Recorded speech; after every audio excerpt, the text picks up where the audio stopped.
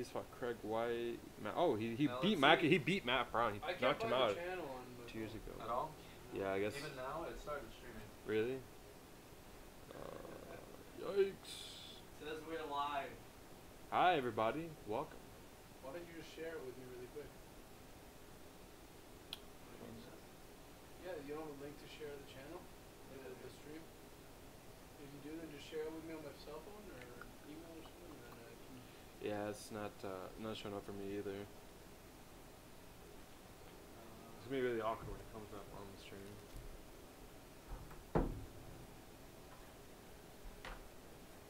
I don't know how to do this, so. Cool. This is fantastic. We're off to a good start. Alright, nice, nice. Share on a friend's timeline. I don't even know. Oh, can you just share it on your timeline? Should I just post it on my story? Post Yeah. Facebook. Alright, everybody on Facebook knows. Cool. So go to my Facebook, see if it pops up there. Wait, I don't have to. You don't have Facebook. Okay.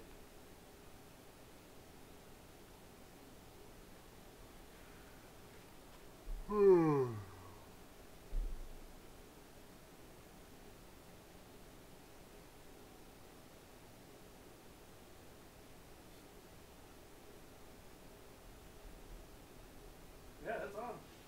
It's on? Alright, cool. Let me see if I can share it. Wow.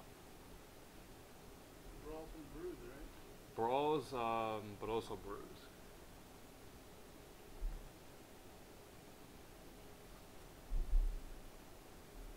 I don't know how, but Brawls and Brews, UFC 235. Hashtag Hey, Brawls. anybody that's watching. Hi, everybody. Does it show up? Yep. What's up, everyone? What's up, guys? Oh, who's there? Started here in about a second. Just give us a chance. Brawls and Brews, UFC 230. Hashtag Brawls, hashtag John Jones, hashtag and still, hashtag and still again. and still again, hashtag the Olympics. Nigerian Nightmare, hashtag T Wood, hashtag Missouri, hashtag Hashtag Jackson Wink, Olympics. hashtag Fourth Olympics, hashtag fourth Is it place. gone? How does it look? It's a little blurry for some reason. Nice. Well, you know. That's what we like to hear. That's what we're here for. But it looks like it's very clear. It's just like a tiny bit fuzzy. Oh, I think it was like that before though. It was always like that kind Yeah, of. but there's still like detail. You can tell everything. Yeah, I mean, sounds good enough. Oh, look at that. Yeah, there's. This is just me explaining this while I hear this. Oh, Gabby's here. In the Thank you for background. the chat. Oh, hi, She Gabby. gets a shout out. I don't know how to share it, man. Copy link. You shared it. I mean, Gabby knows. Yeah, well, they found it. So basically, everyone important is here. Carlos is on the couch. Carlos is on the couch. Gabby, Gabby's on the everyone's stream. fan, she's here. And then just no one else is important. Is that all? Send it to Carla. Mark. That boy. What he's doing. Dude, Tell him about it. Mark is fine. We already got it all up. Got it. Ready to get started any moment now. That's really it. Yeah, we got Carlos together. That's all. Hey, dude, good enough. By good enough, I mean amazing. Exactly. Alright, on to WhatsApp. Damn, paste it there. What's that? For our Dude, internet, we're for on all of our all international platforms. friends. Who can't make All it? right, so I guess we'll get started. Are we? Let's just wait like a couple more minutes. See Sure. what happens. In terms of finding it. Did you find it just by typing Brawls Yes. and Brews? Now when you do Brawls and Brews, the live one is the first one to come out. Let me check it out. That's because we're the most popular. Of course. We have a cult following at this point. Yeah. Um, Netflix is picking us up for a new series. dang, Balls and Swongs. That's a nice one. They hit us with the Yeah, Balls Brawls and Brews, Swongs. UFC 235. Hey, that's It's us. just me and my phone. We're on here. Yeah. Alright. So back. Carlos, We hey buddy, boom back boom off. tonight. Oh, and it's the bear. Bear's here? Bear has arrived. Okay. That's what I'm talking We're about. good to go. We got the most important people. Alright. That's what I'm talking about. Is there going to be Blue Moon? If you bring Blue Moon, there will be Blue Moon. What do you mean? We already don't we that's have Blue Moon? I don't know. Yeah, we have Blue. We got a ton of Blue So Moon. there will be Blue Moon. I will leave this on to boost our views. Oh, exactly, right? Can we open like 20 tabs right now? Yeah. Alright. And we're just... Answer the question, stream. What questions? I'm not reading the chat. Alright, to anybody that's here, we're not reading the chat. We're not reading the chat. We're ignoring you guys. What we want from the chat is anything wrong with the stream in terms of if I yell into the mic, if it breaks your earphones. No, it's actually really low. Really low? Oh yeah, that makes sense. I mean, Yeah. we never really fixed that. No, we did not fix that. We just kind of left. Yeah, like Crow's volume is perfect. Crow's is good. Yours I'm is not. a little bit low. Okay, move it towards you then. That'll fix it. Asshole. Here we are. Starting Let's our get first started. live stream. First UFC live stream. 235, possibly the most stacked card we'll ever have. I don't know about that, but definitely, probably, maybe the most stacked card of 2019. What card has Probably. been better than this? Dude, last year, just UFC Last year we had 225 225. was like balls to the wall bonkers. You had Alistair Overeem, CM Punk. That's a joke for non-MMA fans. No one liked that fight. Okay, CM Punk on that card. It actually was a waste because that was Curtis Blades' chance to. Dude, I don't know.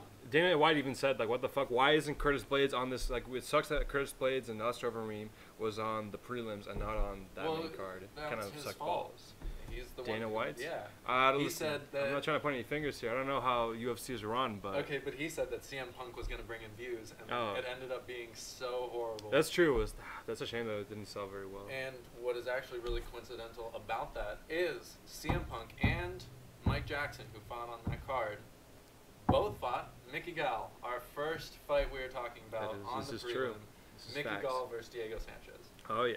And yeah, Mickey Gall is a kind of badass. From what I know, I mean, Yeah. he beat the fuck out of Sage Northcutt, and I Yeah. love Sage Northcutt. Not a bad fighter. Yeah, I mean that's the thing. He has a good, Super from what hard. I've heard, He's because I haven't really gritty. seen him fight other than Mike Jackson and CM Punk, but he has like a good wrestling pedigree. He is, man. He's pretty. He's a pretty man, good looking guy. Sage Northcutt is also. Are you talking about Sage Northcutt or I'm Mickey talking Gall? about Sage Northcutt. He's also a good looking Also guy. a good-looking guy. This guy and his blonde men. Yeah, But, I mean, come on, man. When you're that ripped, he's at one championship now, but Sure.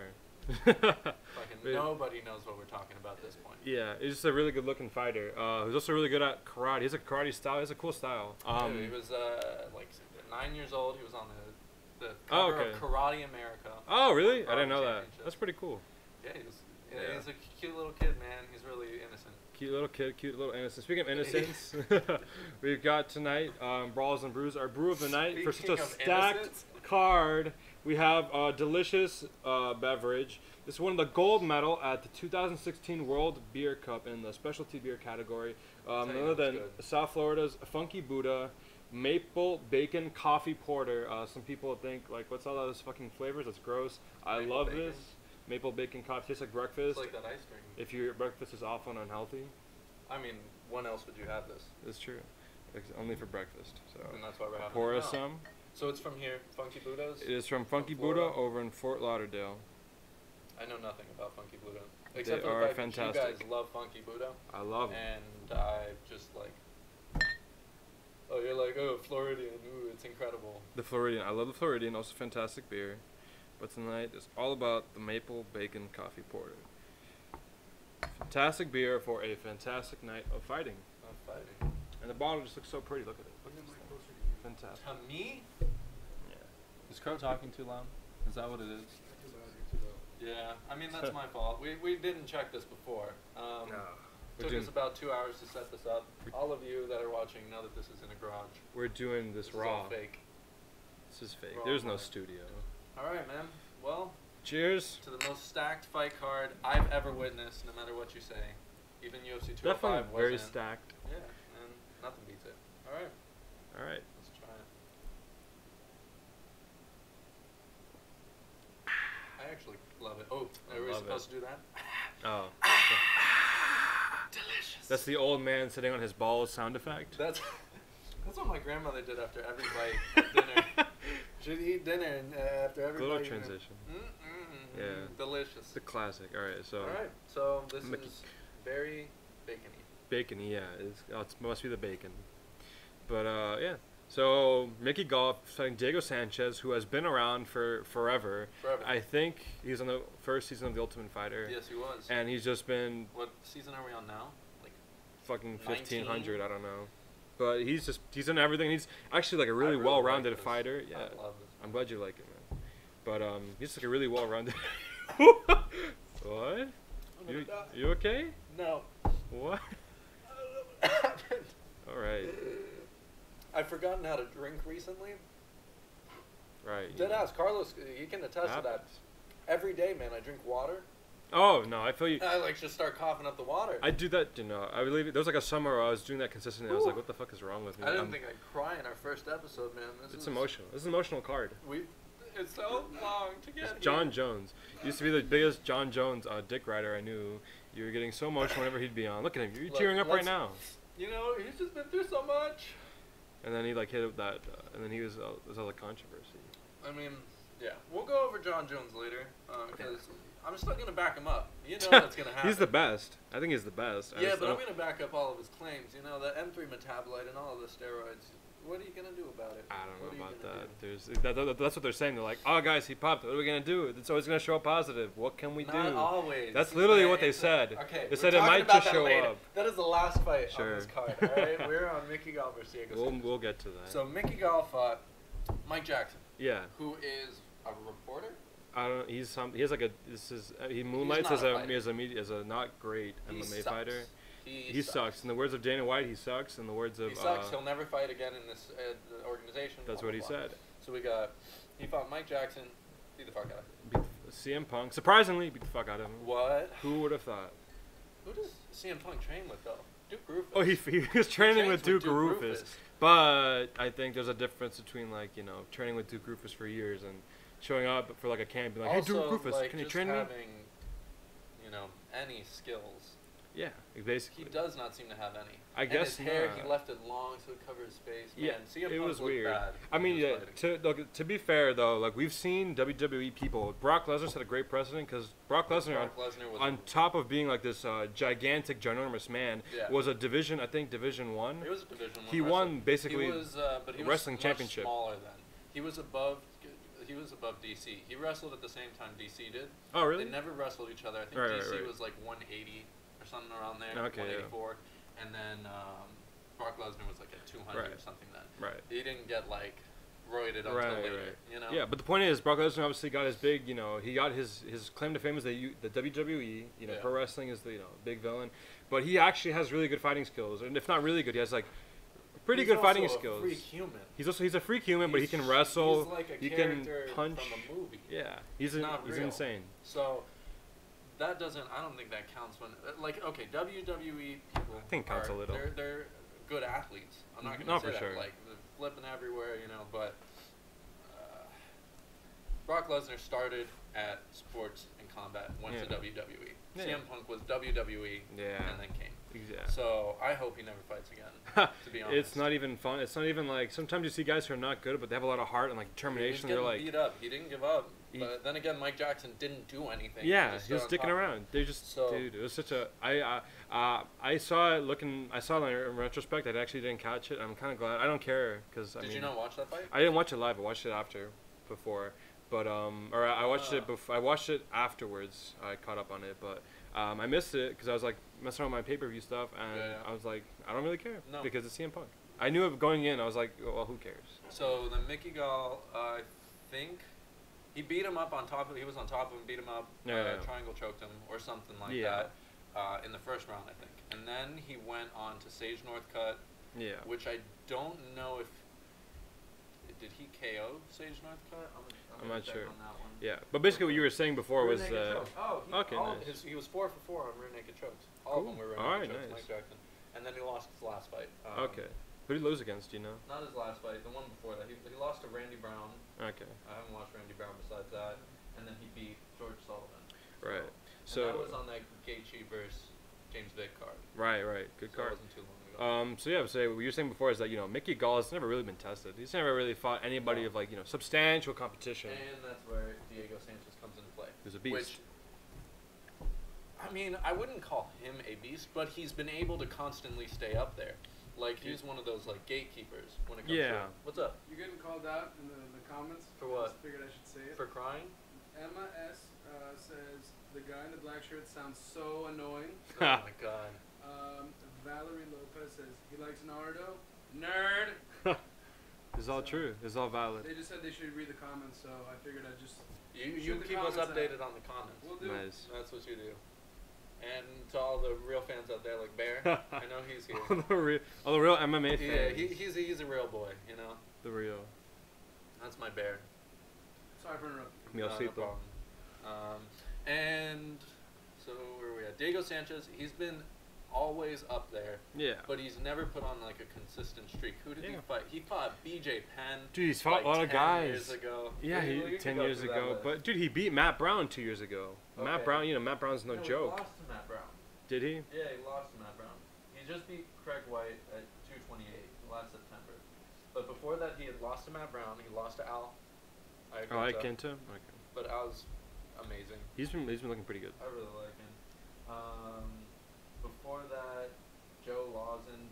He beat Jim Miller, which is a pretty big one, but he lost to Ricardo Lamas. Yeah. Ross Pearson. That's the thing. All over the he's place. Fought like really good people all the time. Yeah. And he lost to. That was his last run. His last run was 2008. I mean, he started on a tear, man. He was undefeated. 17-0. Diego Sanchez was 17-0. Yeah. And he was already fighting in the UFC. When was his first fight? 2005. So it has been 14 years in the UFC. Kind of kicking ass. Dude, he's been around. I think he's actually one of the most. I don't know if he people. trains at Jackson Wink, but I think he might have been one of the longest running guys at Jackson Wink. Really? I think that's what Cowboy was saying. Yeah, he's saying like, Diego Sanchez has been around forever. But the most important thing about him is that he's a psychopath. Not a psychopath, but insane. he's very weird. He's very weird. We have an actual psychopath on this card, so I'm going to reserve we'll that talk for about Johnny that. Walker. But he's definitely crazy. He did that thing with the cross. We talked about it. Yeah, he walked in, holding the cross in his walk-in. Oh, yeah. Yelling. He did the... frequently awkward interviews. To the reporter. He's letting the reporter. He's like, you buy the pay-per-view, the undercard. You don't buy it. You're like telling me you bought it. Okay, man, you got it then. Yeah. The guy didn't say a word to him. He was just sitting there. He was just talking he's to weird. himself. He's a weird guy, you know. Sang to Errol Maloney asked him to sing. Oh, the cartwheels. It was a yes cartwheel. Dude, he put out a video where he would cartwheel around outside and he would yell yes. He would do a cartwheel. Oh, that's what he was talking about? Yes! That's so funny. And he's like, can you give me a yes cartwheel right now? And Diego Sanchez was like laughing and turned to him. No. I'm not going to do that. Yeah. So Diego Sanchez basically is the person I wish to be. It's an insane person, crazy person. Yeah. But love him. The fans love him. And he's just been around forever. He's just a classic. Vintage. He's a vintage UFC fighter. All right. And then where are your picks going to be at? So we got Mickey Gall with the, 4-inch height advantage. And only a 2-inch reach advantage. Which isn't that much for that. No. But Diego Sanchez, really? 70-inch? The thing is... 72-inch reach? That's a pretty long reach. I don't know how Mickey Gall is going to do, but I do know that Diego Sanchez, on top of just being crazy, he brings actually a pretty complete game. Yeah. His grappling's not bad. Like, his striking is pretty good. His BJJ is pretty good. Like, he's got all the tools. Yeah. But if I had to choose, I'm going to go with Mickey Gall because I think that at this point in time, he's a stronger athlete, part of that new wave coming through. This new wave of fighters has just been kind of clearing out all the older fighters. Sure. But Diego Sanchez has a lot more experience in the octagon, experience with adversity. Yeah. After Mickey Gall lost that one versus Matt Brown, that wasn't too good. But Diego Sanchez, if you're going to beat him up, he's going to keep fighting. So. Yeah, he's crazy. I'm not going to bet on... I think... I don't know enough about Mickey Gall. I mean, he's basically 1-1 against people who are not CM Punk or Mike Jackson. And anybody on the UFC roster should be able to beat those two. Exactly. So I think... I have not seen enough about Mickey Gall. Got this fight. I'm going to play counterpoint to you, though, and I'm going to pick Diego Sanchez. Okay. Because he's the classic. Or because you like picking against me. And I like picking against you. Yeah. You gotta keep diverse. You gotta keep it nice. You know what though? The biggest fight of our lives, DC versus Stipe. I was right and you were wrong. How do you like that, Apple? Oh, this guy. Yeah. I'm so pissed about that. Ah! They poked him in the eye. He poked him in the eye. Knuckle deep. All right, next fight. All right, so next fight we got who is that? Oh, straight into the psychopath. Oh yes. Johnny Walker. No introduction needed. Versus Mirsha Serkinov. Misha Serkinov. And this one is also another one we're going to kind of breeze through, other than the fact that Johnny Walker is the psychopath on this card. He's just fucking crazy. I don't understand how that man exists. He looks like he's not even, he looks like if you went into like a video game, like character creator, and you're like, all right, let me make the biggest dude. Let me set all the stats to 100.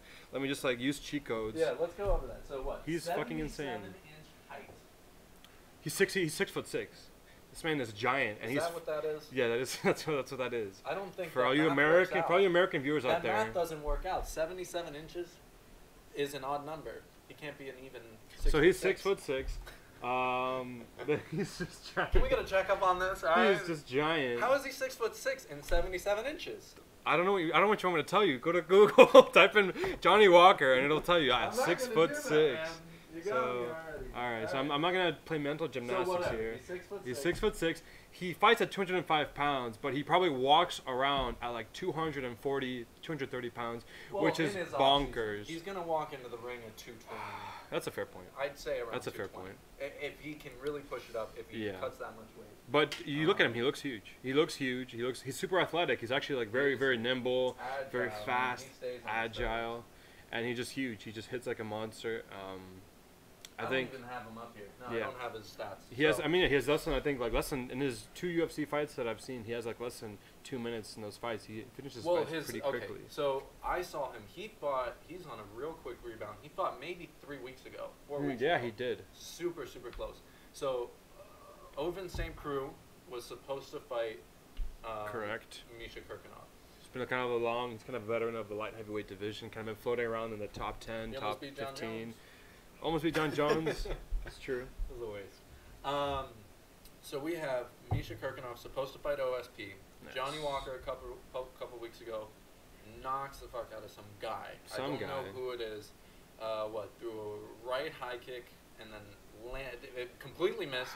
And then a spinning back fist when the guy tried to come in. That's so crazy. Yeah, so let's talk about that. Johnny Walker is just insanely creative. He's like this titan. He's just this huge person, but he's super creative. He's creative. He's athletic. He's like skillful. He can land. He knows like these spinning kicks. He can get the head kick. He can go for the spinning back fist. I had mentioned him to you because I had watched his highlight reel before that last fight, and I was like, oh, I just want to see him fight, and then he knocked him out in 12, 13 seconds. Basically. Probably a little longer than that, maybe like 20 seconds. No, yeah, but I'm not surprised. I mean, he's huge, and I have a problem with his inexperience because that was his first big one, and he almost soccer kicked the guy in the head when he was down, which a fair point. Is illegal. If you have 3 points on the ground, you cannot knee or kick a down opponent in the head. But if you're as mentally unstable as Johnny Walker, is it even your fault? Man. Exactly. No, he just sees red. He's like, I gotta kill this guy. He is really crazy. So his walk-in, he came in yelling. This was in Brazil, I think in Brazil. Yeah. Is he Brazilian? He is. He's really weird. He's Brazilian, but he fights out of England. What? He's Brazilian, but he fights out of England. So he's like a reverse Darren Till? Yes, I guess. Okay. Yeah, Darren Till. Does he fight out of Brazil? Well, no, he trained in Brazil. Oh yeah, no. When you see this guy fight, his card will pop up and be like fights out of like Southampton, Brazil, or England. So yeah, he walks into his last fight yelling at the crowd, like you tell me. literally screaming his lungs off. Yeah. Walks in, is like kissing people, like he owns the place, and then comes and just knocks him out. Super fast. Dude, yeah, he's funny. I'm honestly hoping to see some like antics in the ring, because I think last fight of the fight before, this guy like just kicked him in the thigh, and he like looks on his thigh, he's giving like a funny look, like, what are you doing to me? He like fake cry, he like ugly cries for a second, and then he kicks the fuck out of this guy. I hope it goes longer than the first round, because I want to see him actually fight, so I can see what's going on. Yeah, I agree. I don't want it to end like when Volkan was coming up. Volkan knocked everyone out. Right. And that's one of the people that's fought Misha Kirkunov. Yes. Which was when Volkan was coming up, he lost to Daniel Cormier for the light heavyweight, and he lost to Alex Leinhart-Smith later on this card. So Volkan's reoccurring tonight. He knocked out Misha Kirkunov in 20-30 seconds. Yeah. Ran across the ring, and I think it was a right hand that just like clipped him right behind the ear and put him down. That's one of the ones everyone was like, down in Jimmy Manuel, everyone was like, oh, the magic touch. Yeah. Which I mean, really, he's just using his hips really good. Yeah. He's using good torque. Placement, you know? Yeah. He hits him right behind the ears, and it's good. But yeah, I mean, to be fair, like if you see his fights. Over there stretching. Carlos is off to the side of camera. You got Carlos stretching here, doing his little hip movements. Yeah. Looking good. Get it going. But he's got Misha Kirkunov's. He fought, but Volkan Ozdemir, he fought Kelly Anderson, and Kelly Anderson they fought, that was out of the UFC. Yeah. But he's like this big grappler, and he basically wiped the floor with Ozdemir. That's how I knew that Daniel Cormier was gonna make quick work of him, because I saw him on the ground. We knew Volkan was gonna get smashed by DC. I mean, because DC's a beast. But I specifically his grappling is not that good. We have a question from Emma. She's asking. She says a lot of their fighters have a large age gap. Can you ask them about how, if at all, that affects the outcome of the fights? That's a good question. Good looking at Emma. Yeah, right. Keeping us on topic. So. Who are we speaking of exactly? Misha Kirkunov and Diego Sanchez and Mickey Gall had a huge. How old is Diego Sanchez? Like 38, man. Yeah, okay, yeah, but to be fair, look, so here's the thing about fighting is that there's years, and then there's what they call fight years. So you can be like a young guy, but still be kind of this weathered old man when it comes to fighting, because you've been through so many fights, you've taken a lot of hits to the head, a lot of hits to the stomach, just all over the place. So your body is just basically like worn out because you've basically just taken a beating. And you have, unlike other sports where your prime is generally very early, like in football. With soccer, you can go longer, stuff like that. But in other like you mean football? In football, in other like hitting sports like football, your prime is much earlier. Unless you're Tom Brady and you can go forever. I don't know what's wrong with that guy. Yeah, never get hit. He's like Floyd Mayweather. Sports ball. I don't want sports guys. Just MMA. Okay, so in other sports, your prime generally a lot sooner. In MMA, your prime is seen at what, 30 to 33? Yeah. I think like John 28 Jones to 32. is just hitting his prime. But that's what he's saying too. He was champion 21. 23. I think it's 23. Yeah. How old was Max Holloway? 22? When he became the champion, I don't know. When he entered the UFC, it was like 18, 19. Okay, so so it all depends on how many fights you have. Yeah. The experience, I think, is something that's really, really important. That is important. Mickey Gall doesn't have that. Diego Sanchez has that. So there's a huge age gap between them. Yeah. Maybe 10 years or something. But it really it's weird because there's some athletes that are still in their 40s just wrecking people. Exactly. Yoel Romero came into MMA basically like in his mid-30s, like pretty 36. Older man, 36. Pretty old for any kind of sport. Pretty old man. But he was just knocking out dudes like 10 years younger than him. Derek Brunson, Brad Tavares. Yeah. Why? Because, I mean, to be fair, he had like years, like you said, experience. He had just years of wrestling experience. He wrestled at the highest level. For Cuba. Which makes him the de facto Miami fighter. Yeah, exactly. Dude, I have good knowledge. April 27th. Miami card. Where are you at? April 27th. Yoel Romero versus Paulo Costa. But, don't know if it's happening. But he's knocking out dudes because, like, even though he was like old, he was like an old dude, he really had not taken that much punishment. He hadn't been fighting for that long, so he was kind of fresh when it comes to like fighting. He's and also fight years. Brick wall, man. He's also insane, genetically disgusting. Yeah. I just scared looking at him. Like a big chimpanzee. Like a big chimpanzee, sure. He is, man. He's huge. Same thing. Right now we got the heavyweight champion, Daniel Cormier. Yeah. 40. 40. He just turned 40. Just turned 40. Or he's just turning 40. March 30th. Yes. I don't know if that's right. It's around my birthday. Someone could fact check that. Can you fact check that? Can you fact check? Daniel Cormier's birthday. He's turning 40. He's not retiring Daniel at 40. DC Cormier. He's not. Daniel DC Cormier. Yeah. You gotta make sure. Not AC. Not AC. We are not using AC. Not BC, please. So, yeah, that's a good question. It really all depends, because you've got young fighters that have a ton of experience. Yeah. Israel Adesanya, Darren Till. Israel Adesanya has a ton of kickboxing fights. Has been fighting for a long time, but is only... he's like 27, 28. Something like that. Yeah. March 20th? March 20th. Close. I mean, DC almost have the same birthday. So... Yeah, there's some people, it gets closer in age difference later. It really depends. In fighting, unlike other sports where you can like logically, if you beat this team, you're going to move up. In fighting, you really have to put a good string of fights together to move up and fight for that title. It's true. You're not going to get there if you win one, lose one, win one, lose one. Then you'll stay in that range where Diego Sanchez is staying. You'll stay in where Gegard Mousasi stayed before he went to Bellator. But an important point, I think, is that younger fighters generally have more of a gas tank. So gas tank meaning more stamina. That's a big thing. You usually have more stamina. You see older guys like Yoel Romero, as great as he is, they run out of energy really quickly. That's also his fighting style. Yeah, I mean, to be fair, he sprints with his punches. But it is true. But for most fighters, you when you're older, you have less of a kind of gas tank. You tire more quickly. Yeah. Compared to like when they were younger fighters. So that becomes an important thing. Like when you get into later rounds and you have zero energy, and this young dude who's conditioned well, he has just he can go for days.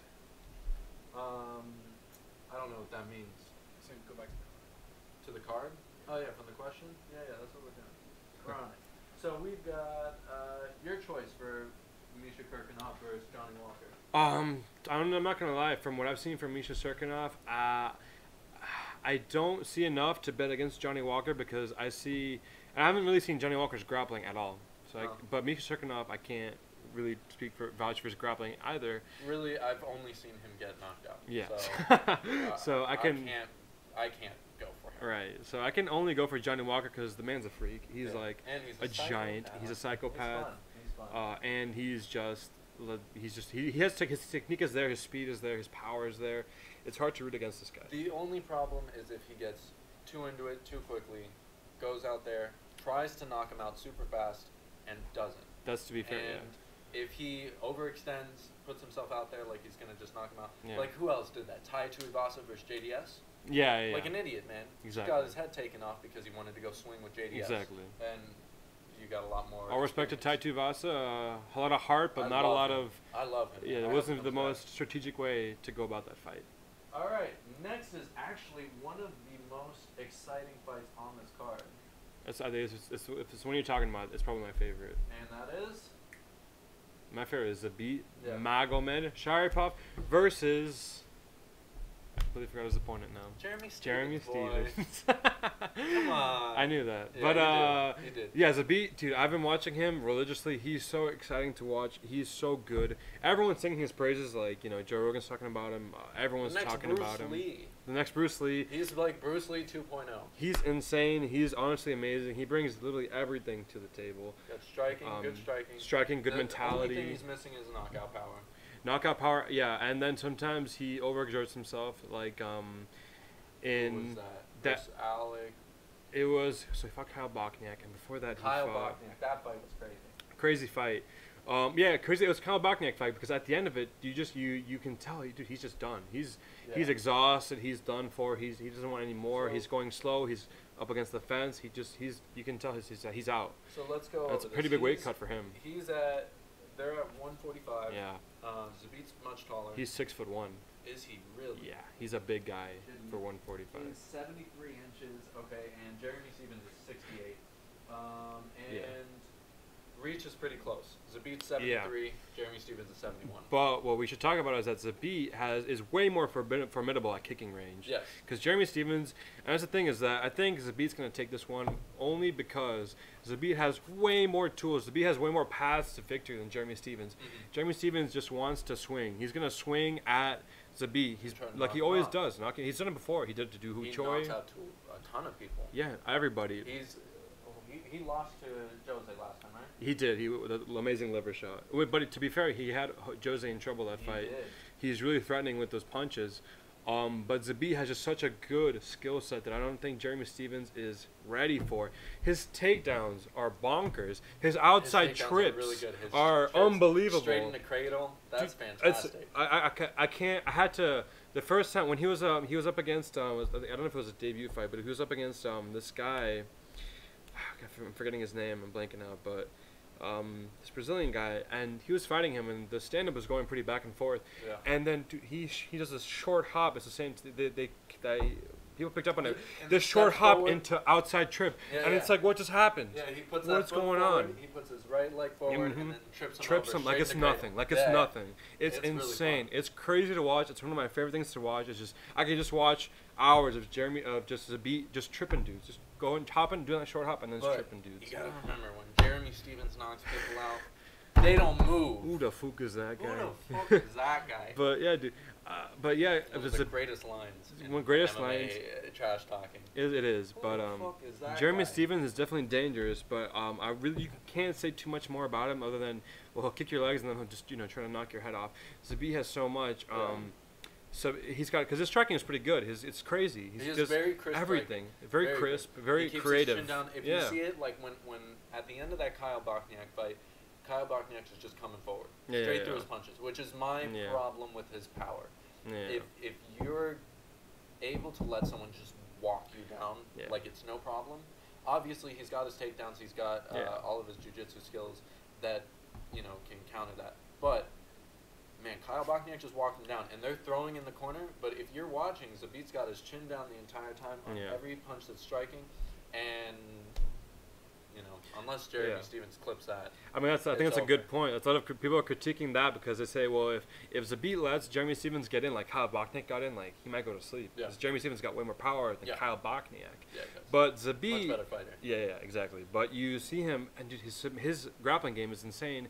2 or 3 fights ago, he was fighting the fight. He was fighting a good fight. It was a good fight. Mm-hmm. He was winning. And then in the last minute, you hear Mark Henry, his coach, who also he trains Eddie Alvarez, Frankie Edgar, just beast. He yells, "Zabit, go for the finish! Finish him, Zabit! Finish him!" And dude, in 30 seconds, Zabit has him in a bulldog choke, an anaconda choke. He has him in an anaconda choke and finishes him. Who was that? He was talking trash about, I could out BJJ him and stuff like that. Whatever. Oh man, I wish I had that fight up. Yeah, I forgot who it was, but it was a good fight. He's like, I could out grapple him, and then Zabit. I'm sure. Zabit, he, if anything, for me, he's way more impressive at grappling than he is striking. And he's pretty impressive striking. Yeah, he's also from Dagestan. Exactly, where the land of the unbeatables. Unbeatable. You cannot. All of them are fantastic. Yeah, obviously Khabib is the most obvious, the Khabib. Yeah. But interesting enough, I saw a video. Dagestan's a crazy place. You know what's crazy? The one of the guys, because I don't think Yoel Romero never gold medaled at the Olympics. No. He got close one time. You know who beat him? Some Russian dude from Dagestan. Dagestan has the highest concentration of Olympian athletes. Wrestlers specifically. Any place in the world. Yeah, wrestlers specifically. That's fun.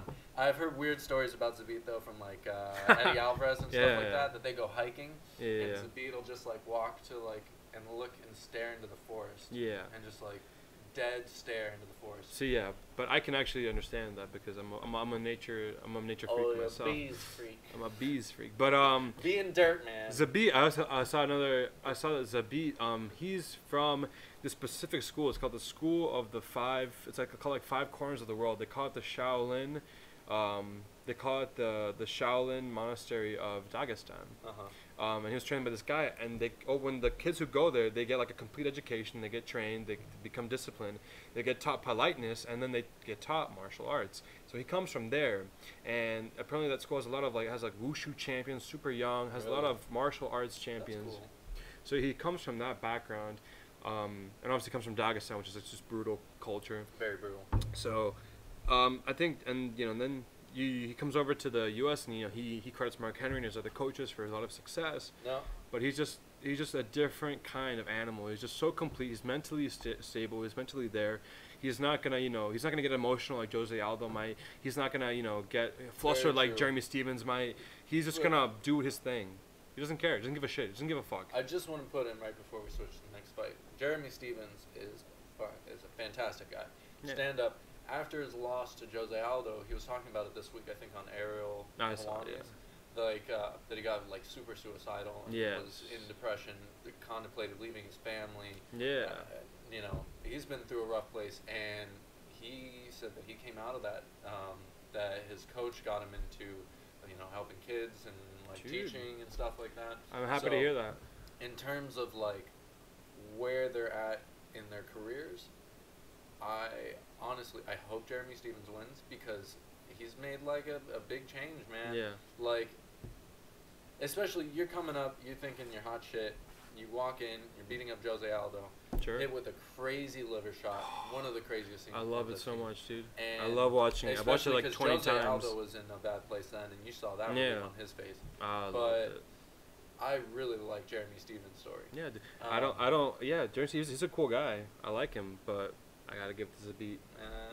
I also have to give it to Zabit. I'm giving it to Zabit. In terms of fighting, in terms of fighting, even in terms of like personality. I really personality, man. He doesn't say anything. That's what I like. He's this weird silent figure. A silent guy. You don't know what he's doing. He's over there in the corner. Okay, all right, yes. Just like cool. He's so zen. Yeah, I love him. All right. So next on the fight list. Next we got the main card. Oh, first in the main card, yes. So Zabit, Jeremy Stephens is main fight on the ESPN undercard. Correct. So next is Cody Garbrandt versus Pedro Munoz. That's how I've heard it pronounced. No. That's how I've heard it pronounced. Well, Munoz. Yeah, this one and our next one we don't know how Weili Zhang. Weili Zhang. Yeah. So if we butcher their names, sorry, but we're not that cultured. What do you mean we're not that cultured? We're not that cultured. All right. So with Cody Garbrandt versus Pedro Munoz. Pedro is older at 32. Cody is 27. Cody's 2 inches taller and about the same reach. Just an inch off. Cody's got 1 inch more. To speak on their skills, man, Cody Garbrandt is a hell of a fighter. Yeah, dude. He brings his boxing is so crisp. His boxing is fast. It's powerful. He can knock dudes out. His reaction time and his counters are crazy fast. On point. This is bantamweight, right? Yeah. So 135. So Cody Garbrandt's last fights have been back-to-back losses. Back-to-back to be fair twice. We're about to get into doubly this fair. With TJ Dillashaw. Yeah, because TJ Dillashaw, number 1, is a beast. So number Cody 2 almost finished him. Let's start at where he came up. He was on 8-0, I think. Yeah. What time is it? 6:43. Okay. Yeah, we're gonna go a little longer, because we're not getting there in time. Sounds good. Doesn't matter. So we have Cody Garbrandt, 8-0, just flew through the rankings. Yeah. Because he's knocking people out. He's insane. Super crisp boxing. Yeah.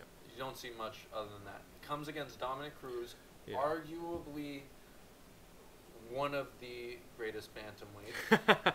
One of the greatest bantamweights. I think TJ Dillashaw beat him in their first matchup. That's fair. So I'm gonna go with TJ Dillashaw's better than us. So okay, so you're just staying for Dominic Cruz is noticeable. I really don't. But I like Dominic Cruz. I understand why you don't. But he's so annoying, man. He's annoying. But that's the thing. He has an annoying fighting style. No, he's so elusive and he's creative. Such a great announcer, but like. Yeah, that's neither here nor there, though.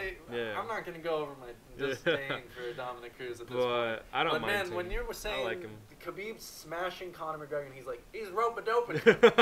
Blocking those shots with his head, with his dome. With his head, yeah. He's getting Khabib tired. Funny. Khabib doesn't get tired. No. All right, Dominic Cruz, you're off the show. But Dominic Cruz is one of the most elusive fighters. He's never fighting again. One of these, you're off this podcast, Dominic Cruz. Don't even bother coming on. Yeah, but you're not invited. Dominic Cruz, one of the most unless he wants to come on, then he's definitely invited. Yeah, elusive, but he's an elusive fighter. No one can figure him out really until Cody Garbrandt and his team Alpha Male, who've all been whopped. Yeah, they've all been whopped with Dominic Cruz. Uriah Faber beat him. The first time, like when he was a kid, when Dominic Cruz was like a kid coming up. But after that, I think he handed him back-to-back losses. Yeah. But finally, Cody Garbrandt got it. They would have get him in the camp, teach him, and then Cody Garbrandt's just good enough where he's able to beat him. Wins the bantamweight championship. Becomes champion. 25 or 26. Yeah, pretty young. And destroys him. Is making fun of Dominic Cruz while they're fighting. Taunting him, literally dancing. Fantastic. In front of him. Very fun to watch. comes up. His next fight is against TJ Dillashaw, who trained at Team Alpha Male with him. A lot of drama. We're not going to go over it now. I don't want to. No. But it was a lot of petty, weird bullshit. Yeah, they're both Team Alpha Male. Yeah. They're a weird camp. They're like the fraternity of the UFC. You definitely get that vibe from them. Frat dickheads. No, it's not a good thing. They're repping frats. But Cody Garbrandt, so first round, end of the first round, Cody Garbrandt almost finished. About anything so far? Is anybody asking anything that we got to go over? No. Brett just says, hey, Brett. Next episode can be both of you in an octagon. Yes. Oiled up fighting. Buy us an octagon. We're just making our own octagon. And he also says his money is on the crow and his bees, which I agree with. Appreciate it. Really? Brett. All the bees are dying. That doesn't even make Look at this guy. sense. This guy's so mad bees are beating him. We're killing all This guy the will bees. lose to bees first round. No. But I would. What were we even talking about? So he almost. I actually don't know if I'm allergic or not, but I'm not really scared of him. I tried to chop a bee's wing off when I was whitewater rafting. What do you mean? As a child, man, we were whitewater rafting. Try to chop its wings off? And a bee is flying around us, and I just pick up the paddle while we're all in the raft and just swing it. And you couldn't hit it. The bee. I hit it. Killed it. This man is destroying the bee population. 1-0 versus bees, baby. What are you going to say now? Dude. That was a bad referee call. Or I just told myself I killed it. But early stoppage. But, stoppage. It fell in the water. Speaking of stoppages, though, so Cody Garbrandt almost basically took TJ's head off in that first fight. I know that first round he almost knocks him out basically, and then boom, TJ Dillashaw saved by the bell. You can argue. Saved by the bell. TJ Dillashaw stumbles back to the corner, knocks him out. Hits with the advice of Dwayne Ludwig, fantastic coach, and he's able to land some kicks and just get the win. Dude, it was crazy. So and they come back, fight again. TJ Dillashaw versus Cody Garbrandt 2. TJ beats him again in the same kind of thing. Cody rocked him. Dude, it was a much more dominant finish on TJ's part. Yes, it was. But Cody did hit him. And he did get him a little bit. He just had the same thing where he drops his right hand afterwards and leaves his chin up. And they called it both times, and he did it both times and got hit with that. Yeah. So I think if he just doesn't do that, doesn't overextend, he just doesn't do the thing. Just doesn't get knocked out, then he'll win. No. Who would have thought? What a crazy concept. I really, really like Cody Garbrandt as a fighter because he just goes in there. He's fun to watch, man. He's good. And he's fast. He's fast. He's strong. Fast. Like he has good takedown defense. Is a good point. Yeah. So Pedro Munoz, I can't speak too much about him, unfortunately. I cannot. Let's see his. But he beat Ryan Caraway on the Ultimate Fighter Heavy Hitters finale card. Okay, and Brett Johns. Oh, he beat Rob Font. I really like Rob Font. So he lost to Jimmy Rivera. So he's been on and off. Yeah. You know, he comes up and down. He lost to Sun Sal. Okay. Respectable. He's pretty Sun Sal just lose. He just lost to Marlon Moraes. Yeah. Man, I can't believe he took that fight. That was a good fight. Moraes is a killer. So on this one, I'm going with Cody Garbrandt. Same. I mean, I cannot. Again, I can't speak to Pedro Munoz, but I have to go for Cody Garbrandt because I'm just very impressed by his boxing and just his skill set. So Cody Garbrandt. We're on Cody Garbrandt for the win on that one. What are you calling it? I'm calling it a first round knockout. I don't know about first round, but I do think it's going to come by way of knockout. I think there's no other way. You know? I think Cody Garbrandt can box out a decision. All right. So next is Tisha Torres versus Weili Zhang. Correct. I hope it's Zhang. Someone on the UFC weigh-ins pronounce it Zhang. Zhang. Yeah, sure. I don't know how to pronounce Chinese names. She is from China. I'm not just speculating. She is. I am. I checked. I figured it out. Okay. Did my Someone homework. told us she wasn't from China. So. Yes. Fuck that guy. So, age difference. They're both 29. Weili Zhang is taller, and her reach is unidentified here. So it's blank. That's kind of funny. Thanks, Google. But yeah. She's much bigger than Tisha Torres. She's big for the division in terms of like her physical stature. Yeah. She's pretty ripped. Pretty strong, tall, lean, muscular. And strong. Yes. So, her last fight, who was that against? Jessica Aguilar, who Tisha Torres is how tall? 5'3", 5'1"? Yeah. 61 inches, 5'1". 5'1". Sure, 5'1". That's a good one. Yeah. So I think Jessica Aguilar was around the same, 5'1", and Dude, it looked like Weili Zhang really just dominated her. She really dominated her in the stand-up, in the clinch. On the floor. On the floor, especially. Those elbows. Yeah, she had her bloodied up. I told you, opened she her went up. From the triangle choke into the armbar. Really good transition. Because she had Jessica Aguilar in the triangle choke. Yeah. Dropping elbows right into her guard. Dude, no, it was crazy. Elbows She was able to open her up really nicely and get her as soon as she released just a little bit, off to an armbar. Oh, yeah. I really like her in this division because she looks big for it. She looks big. And her striking looks really good. And compared to the strawweight division, because really, like, even the best strikers in the strawweight division, they're so light, you don't have, like, any real... Unless your name is Jessica Andrade. Jessica Andrade. That was a crazy Who's a beast. And Joanna has... But that's because of like, the amount of punches that she throws. Volume, and also she has a good Muay Thai background. I think that's important because... Weili Zhang, I can't, because in her fight against Jessica Aguilar, you don't really see too much stand up. They're like maybe standing up for like clinch after, and a minute. She goes heavy knees. Yeah, and she just goes takes good her knees. down and beats her up. But she fought in a specifically kickboxing promotion for like a really long time. Yeah. So you'd expect good kickboxing out of her, but I saw in that fight really good grappling, good clinch, and specifically good grappling. You know, she got her with that triangle, and then it transitioned into the armbar, and that looked really crisp. Good jiu-jitsu. The thing is with Tisha Torres in terms of UFC experience, Tisha Torres has been around for a while. Yeah, she's been in the strawweight division for a lot of famous people. I'm not sure if we could say good. Paige Van Zandt. She's fought a lot of people who she's fought at least in the strawweight division. Is not. It's not the most developed, but you get it. She did beat Rose. Felice Herring, Angela Hill, who's amazing. Those are good fighters. Angela Hill. Fantastic. Tisha Torres she also brings a very complete game also. And then she lost again to Rose. So the last time she fought, she lost to Rose. Okay. Then she beat Beck Rawlings and Michelle Watterson. These are all really good people. Michelle Watterson's good stand-up, so that's fun. And then she's lost her last two. Lost to Jessica Andrade. Oh, that was Emmett versus Stevens. Oh, we didn't even talk about that. When Stevens knocked out Josh Emmett through an illegal knee. Dominic Cruz. That's another reason why I don't like him. He didn't even hit him. And he's like, you can see him hit his head. Fuck Dominic Cruz. Get him off. Get him off the show. I have nothing against Dominic Cruz. I like him. Jessica Andrade and Joanna Jędrzejczyk, which are up at the top of the division. Yeah.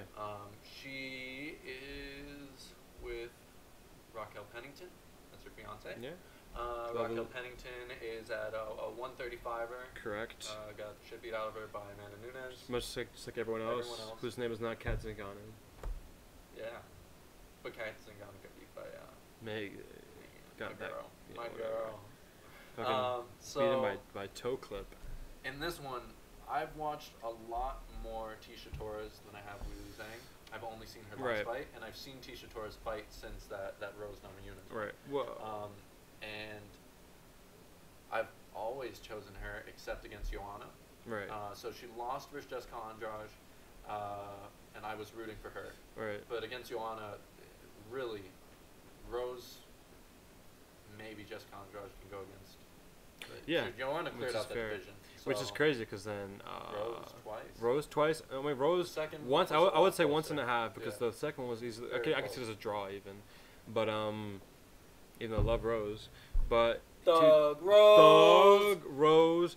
But dude, over 125, your girl beat her up. Tiny torpedo. Oh, Valentina Shevchenko. The bullet Valentina. Straight up beat her in a Muay Thai fight. Amazing. She's amazing. She beat Amanda Nunes.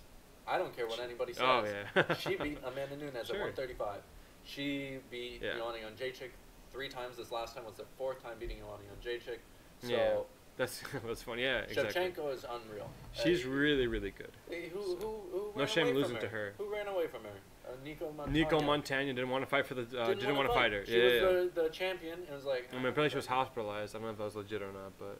She ran away.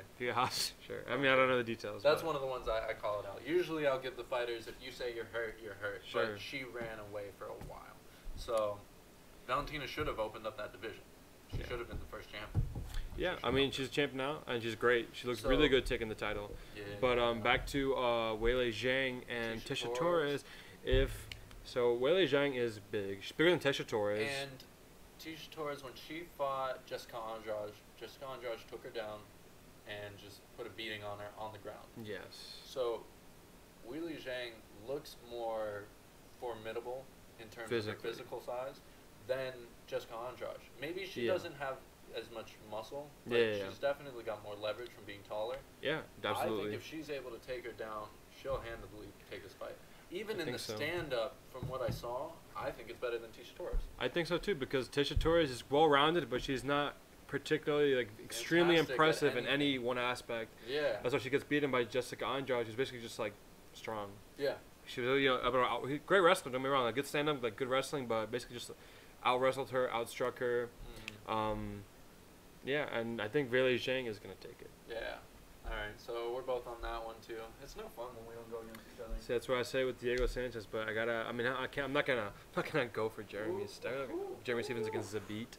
Gotta go for my boy Zabit. This next fight though, this is the other one you're hyped for. I'm hyped for all three of the last. I'm hyped for the whole main card. Obviously, to be fair. But I think we're very on the same page for the the two championship fights. Yes. I don't think there's really a way we're gonna get those wrong. It's time. So. What? Ben Funky Asker? It is. Oh, babies. So. Carlos will this guy even more than us. He's a beast. He's a beast. Absolutely. We have animal.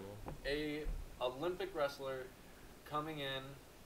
I want to go through that story. I'm going to go through it all because that's sad. So I love Ben Askren. Robbie Lawler versus Funky Ben Askren. What's Robbie Lawler? Ruthless? Robbie Ruthless Lawler. Yeah. Ruthless Robbie Lawler. He's a former UFC champion. Correct. He lost his championship to the next fight on this, which is Tyron Woodley. He got bombed by Tyron Woodley. He got knocked the fuck out. So Robbie Lawler is an amazing welterweight. Yeah. Has been around for a long time. Yes. Ton of fights. Let me see. Let me go through his resume real quick. Sure. So we have his last loss versus RDA. Stand-up, RDA put a whooping on him. That was one of the that's when we were like, RDA's unstoppable. Exactly. So everyone thought he was unstoppable. He was setting up and executing really well. Out-wrestled by right. Colby Covington, Kamaru Usman. Yeah. Everyone says like they dominated him. They didn't do too much damage. No. Kamaru Usman did more than Colby Covington. Yeah. But they basically just kept up the pressure but that's like the same kept thing. up the ground. That's been RDA's problem since he was at 155. So this is welterweight. This is 170. He got beat by Khabib like that, you know? Mm-hmm. So, before that, Robbie Lawler had beat Donald Cerrone. Donald Cerrone's a 155er. He's a 165er. Yeah, I'm not counting his 170s. Sure. So, and his loss before that was Tyron Woodley. So he took a year off between his loss at the championship and then coming back, beating Donald Cerrone, and then losing to RDA. So he's coming off of a loss going against Ben Askren. Right. Well, most of the loss is coming off. It's interesting because he's coming off of an injury. He had an injury. I forgot. The fight or after? I don't know, but he's coming off an injury that he basically is recovering from, and he's basically recovered from that injury at the same time, in the same time frame that Ben Askren last fought. So him and Ben Askren. Ben Askren, it's been a while since Ben Askren fought. He used to be the champion of one. At one championship or two. Yeah. Shinya Aoki. Yeah. So they're both coming off very similar layoffs, almost identical, off for like a month or so. I watched those. So the problem that I have with Ben Askren is his stand-up. But let me get to his story first. So we got Ben Askren, who is Tyron Woodley's training partner. Correct. They're bros. It's adorable watching them at the press conference with each other. They went to Missouri, wrestled together with each other in Missouri. Ben Askren's a better wrestler, but in their one wrestling tournament against each other, Tyron Woodley beat Ben Askren. Oh, did he? I didn't know that. That's pretty cool. They said that this week. But obviously they go to war. I'm sure. So Ben Askren went to the Olympics. Yeah. Lost to someone he had beaten before, I believe. Something like that. Yeah. And it was super sad, man, watching this video afterwards. They're asking him about it, and he just starts, like, crying. He's just like, what happened? He's just like, I wasn't good enough. Yeah, Ben Askren. I remember that. He's just got a weird wrestling style where he just rolls on top of him, keeps him underneath, rolling, just applies that pressure, and keeps pulling him down, man. Dude, I can only think it's like it's just like hip movement, like superb hip movement, because like he's not a big guy. He looks like just some fucking stoner. He looks like he's not even like that in shape. He looks like a dad. He looks like he's just so his good. Face is up here. What is he, over in that corner? Yeah, look at him. He's got a little afro, like yeah, he's curly got hair. the fro going on. He used to be bigger. Man. So he's got that style, and I'm so excited for this matchup because I love a good wrestling, like grappling match. If you can just, and to me, there's nothing more like awe-inspiring. Like wow, like that's just happening. My favorite fighters Khabib. Exactly. But Khabib's got that ground game where he just punishes and beats people up, and Ben Askren looks like he has that. Exactly. Possibly better. A lot of people don't like just grappling. They don't like ground game. I love it. I think it's like so impressive watching just one guy just dominating you. Just well, I'm gonna make your body move this way, and you have no say in it. I'm sorry, but you can't do anything about it. And he's done that to everyone. So exactly. But to be fair, Robbie Lawler has really good takedown defense, and he has way better striking, I think, than Ben Askren. Yes. So I think there's a very good chance he can. So there's the whole. Just stuff his takedowns. Here's my favorite story about this. What we got? Emma just says, I agree. Knockouts are good, but a good head-to-head is quite interesting to see. Exactly, especially with the wrestling. Exactly. It's really fun to watch. Someone just get beat up. So, what's really cool about this story is Tyron Woodley, Ben Askren wrestled together in college. Yes. Their coach right now is Din Thomas. Yes. After he loses in the Olympics, Ben Askren is in China. And he decides he's going to go in MMA. Starts training. His first MMA fight is also Tyron Woodley's first MMA fight.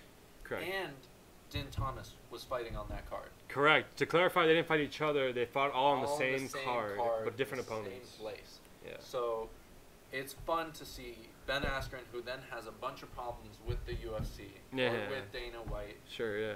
And he is not brought over. Into the UFC. Right. He's not going to fight here, blah, blah, blah, whatever. He's boring. It's a bunch of shit. I mean, it's a whole bunch of shit. It is awesome to see Tyron Woodley defending his title again on the same card that Ben Askren is there with Din Thomas as the coach. I think it's awesome. Just a really fun story. Fucking cool. So going back to their actual fighting styles, Ben Askren got clipped a couple times. I'm not sure exactly who it was against, if it was Shinya Aoki. It wasn't Shinya Aoki. It was this one guy who... It was this one guy who Rory McDonald barely beat. Alexkin? I don't think so. It was this one guy. Rory McDonald barely beat him in Bellator, I think. It was a good fight, apparently. Yeah. That's why people one big criticism of Ben Askren is that, well, who has he faced? Like, what's his level of competition been? He fought in Bellator, then he went over and won. He was a champion of Bellator, undefeated, champion of one, undefeated. But people are saying, well, who's he fought? Well, that's what people are saying. Douglas Lima, and then people are saying, well, Rory McDonald. I forgot who this guy is that almost like was clipping. Rory McDonald? No, it was almost beat Rory McDonald, but also almost beat Ben Askren. That's what people are saying, and then people are like, well, this guy basically had a war with Rory McDonald where he almost won. Yeah. So that must mean Ben Askren's like at least pretty good because he beat this guy. But so I think if he's able to get into the clinch and take him down, it's over. Absolutely. It's over. Who's here? What's on the thing? Peter's asking. Oh, Peter! Peter! What's up? What's up, How dude? long are you gonna chat tonight? What? Till 7:30? What time is it? 7:15? I don't even know, man. Peter, you could come out and say hi if you want. You can come out real quick. What's up, Peter? Say hi to everybody. Yeah. Only for 1 second though. You're not waiting out here. Don't you dare. But Ben Askren. You say he's coming out. Tell Carlos if you're coming out, okay? He hasn't said anything. So he's probably not listening anymore. He's been making fun of me a lot. Everybody knows who Peter is because we're on with all of our friends. But he's Peter's been making fun of me a lot, man. He had me put on Japanese music today just so he could make fun of me.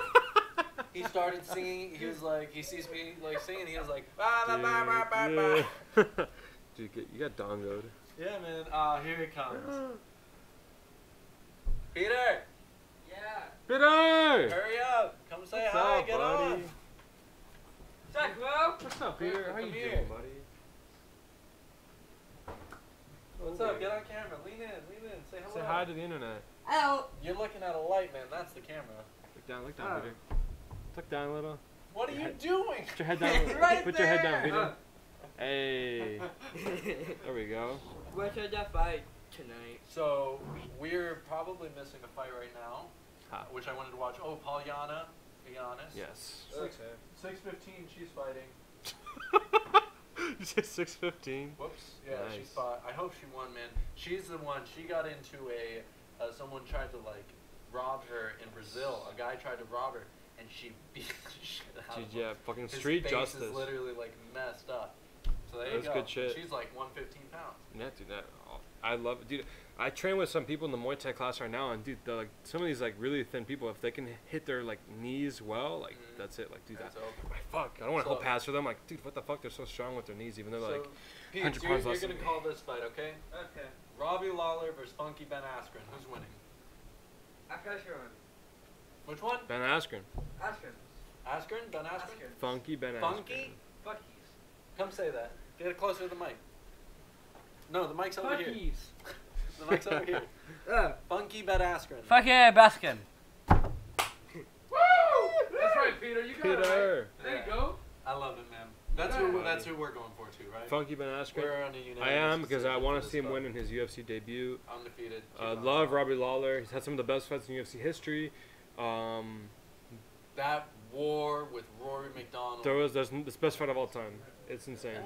I think it's the best. It's crazy to watch it. It's just crazy to watch. I like the Czech Congo Pat Barry fight better. That's a good fight. I think in terms of just like he's able to come back and Pepper wasn't able to finish him. Yeah, but dude, but to me there's something like that. Rory McDonald versus Robbie Lawler.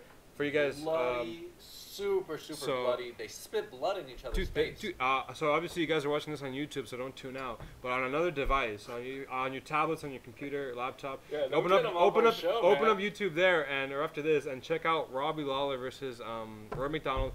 End of the fourth, most intense moment. At the end of the fourth round of the 5 rounds, at the end of the fourth, there's a moment where the bell rings. They're kind of like they're up against each other, and they just stop and they just kind of stand there, staring each other down. Their faces are bloody. Their noses are broken. It's gross. And they're just like, oh, dude, it's crazy. It's one of my favorite moments of all time. It's such a good moment to watch. And Rory, did he have to go out on the stool?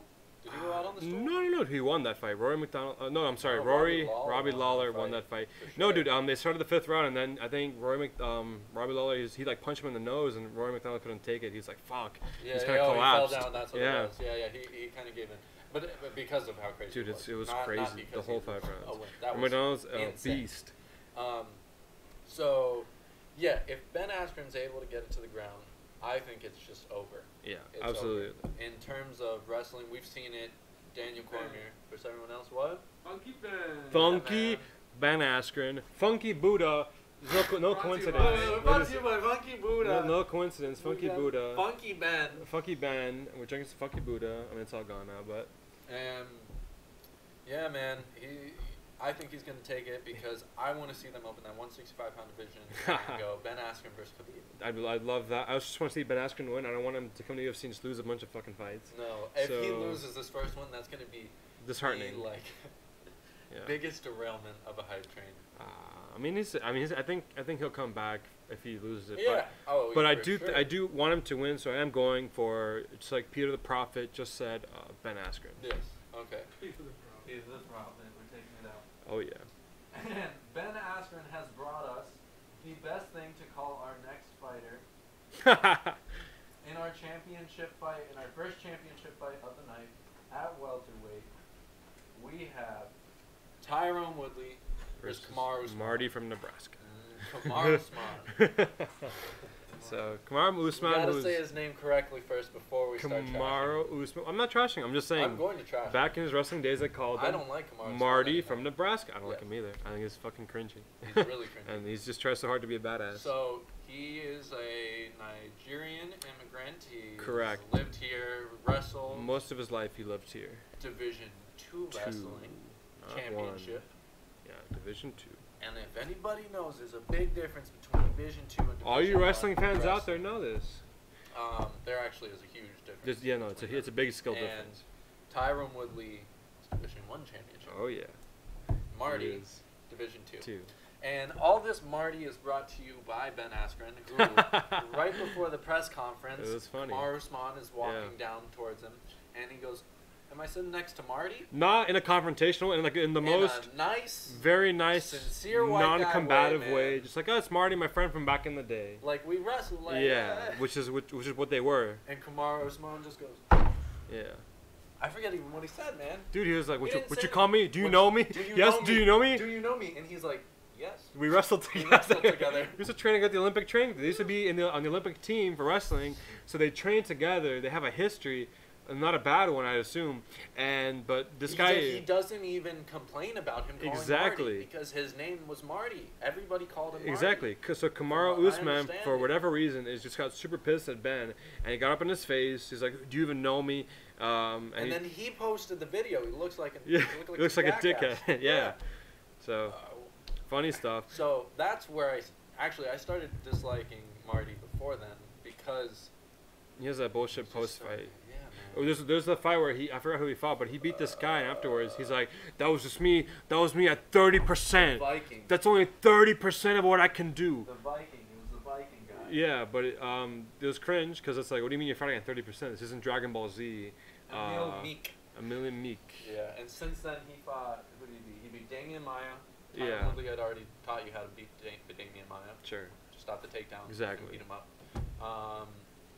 And then he beat Rafael dos Anjos. Yeah. Who Colby Covington and he beat him the same way Colby Covington. In a little more impressive manner, but much in more the impressive. same. But that's kind of Kamaru Colby Usman's. Covington is not even talked about. He should not be in the UFC. Kamaru Usman is kind of like he has that kind of similar style where it's pretty effective, where he just puts on the pressure. And he just keeps it going. He has great cardio.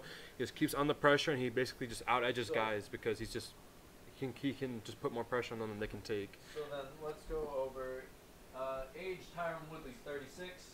Kamaru Usman or Marty is 31. Marty is a little bit taller, 3 inches, and has a 2-inch reach advantage. Right. I don't think it's gonna matter. It's not going to matter. No. Marty is a version 1 of Tyrone Woodley. Tyrone Woodley is a better version of Marty in every aspect. So, let's His talk about wrestling is better. Let's talk about Tyron Woodley a little before we go into stylistic matchup. Okay. So all right, we'll start there. Yeah. So the current champion, as we said, champion of the welterweight. He's come up on a tear. On a tear. He lost to Roy McDonald, who we had talked about against Robbie Lawler. But besides that, he's wrecked. Basically. Everyone coming through, man. Yes. With that step back right hand first. Exactly. Is incredible. He would just come in like no one else. He's just so fast, so powerful, yeah. He's got that fast twitch movement on another level. He's a wrestler that knocks out everyone. He's like Joel Romero. Yeah, his kicks are insane. He has like actually there's just so much power behind his kicks. He got on like a little hate spree too with the UFC before. Yeah. And there's some bullshit. They just didn't like him, man, and I never understood that because I think he's one of the better champions. I think next to George St. Pierre, he's one of the greater welterweights. He's probably the best welterweight since George St. Pierre. If not, he's coming into prominence, maybe even better. Yeah. But yeah, dude. I mean, there's that bullshit because I think they kind of wanted him out because he had those boring fights with Maya and Wonder Boy. But dude, he's a super busy champion. Yeah. So he's fought a couple times last year. Yeah. George St. Pierre versus Tyron Woodley, both in their primes. Who wins? Tyron Woodley. Out of 3. Tyron Woodley, 2 out of 3. Out of 3.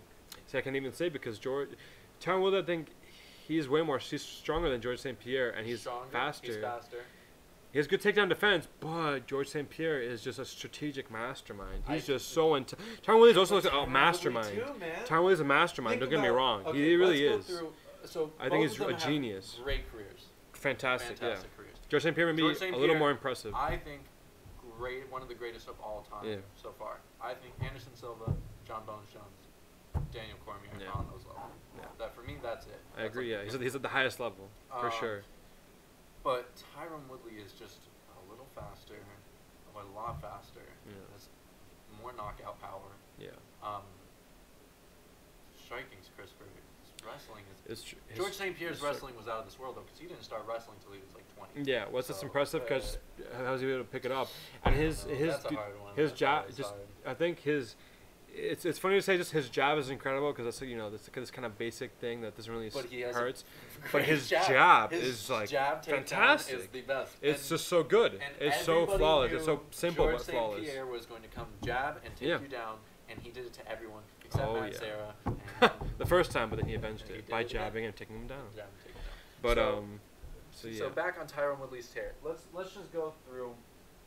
I'll read out who he went through. Yeah. we've got some of the best to ever do it. He beats Jay Heron with an amazing, I think it was a right hand, like a gazelle right hand, basically, where he just pushed forward through a 1-2 or something, or a 2-1, and then bam. Yeah, was that back in Strikeforce or in UFC? No, I think that was in UFC. Yeah, that was already in UFC. Nice. That was his first UFC fight. Okay. He knocks out Jay Heron, loses a split decision to Jake Shields. Jake Shields was really, really good back then. Yeah. Knocks out Josh Koscheck. Like that was when Josh Koscheck was like big. He was like looking really like amazing. Josh Koscheck is another pretty big name. I would maybe a legend. He's up there with George St. Pierre. He couldn't beat George St. Pierre, but no, I mean he's definitely a staple of the welterweight division. Back in the day, he was really. He knocks out Josh Koscheck with the right hook, and then comes over while Josh Koscheck is limp, falling down. Yeah. Already limp, hits him with another 2. Right oh yeah. Craziest. Takes One him of the out. craziest. Yeah. So we have knockout Josh Koscheck right after, beats Carlos Condit. Carlos Condit's knee.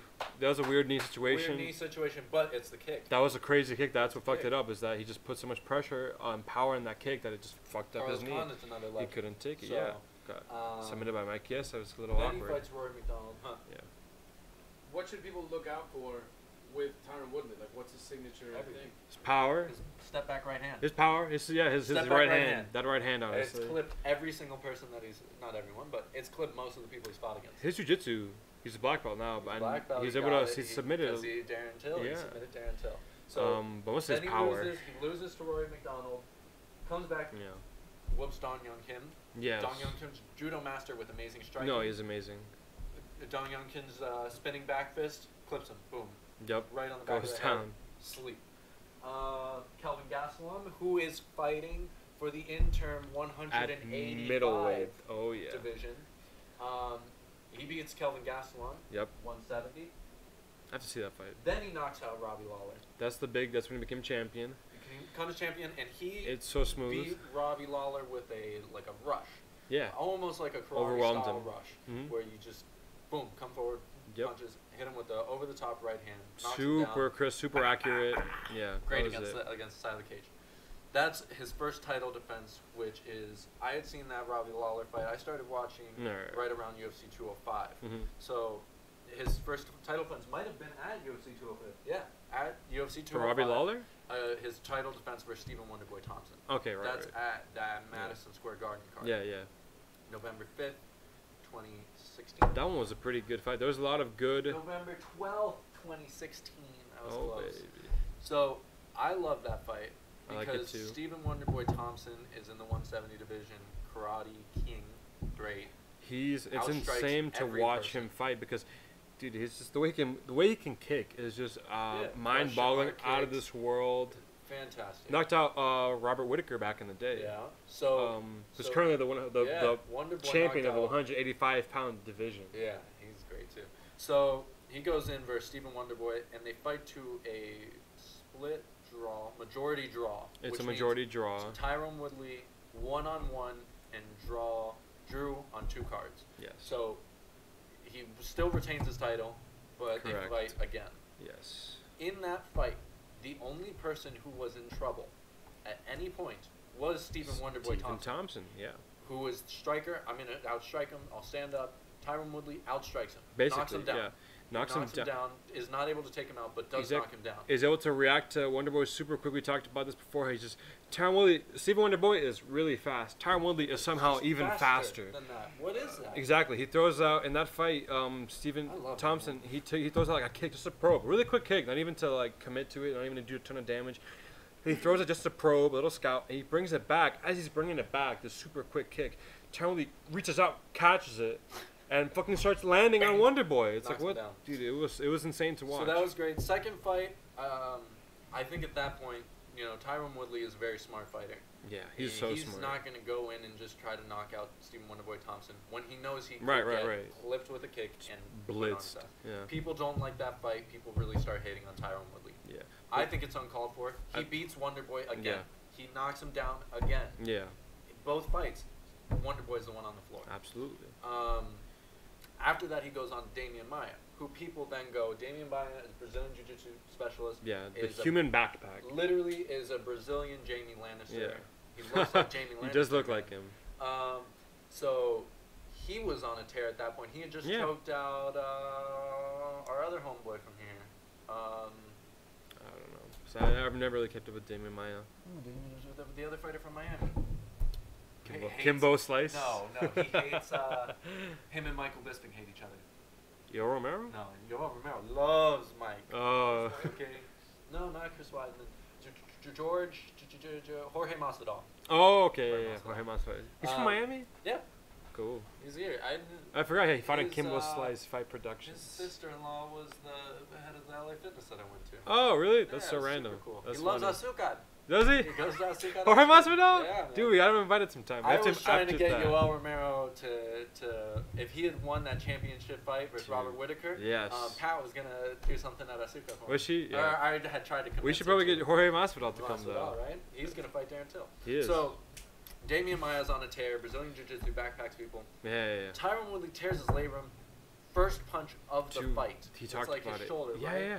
Threw out his shoulder on the first punch. The first punch hit Damian Maia, messes up his face like that well, and he stopped 26 takedowns, some more takedowns than any other champion. Tyron Woodley's takedown defense is also bonkers insane. So probably the best, maybe one of the best in the division, again, if not the best. People hate on him, but like you stopped He's Damian so good. Maia when he was on a tear. When your shoulder was basically broken. When your shoulder's gone. Yeah. There's a good distinction, So there's people talk about this, and people like Joe Rogan and whatever. They say like, well, it's a strategic fight, and I agree.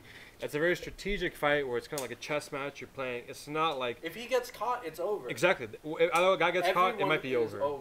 If you get caught by Damian Maia, it's over. Exactly. But it's not the same as like a Francis Ngannou versus Derek Lewis, where both just two huge dudes who are just very scared of each other. And they're just both scared. And they're just scared, and Derek that's Lewis not had back fun. Injury, so sure.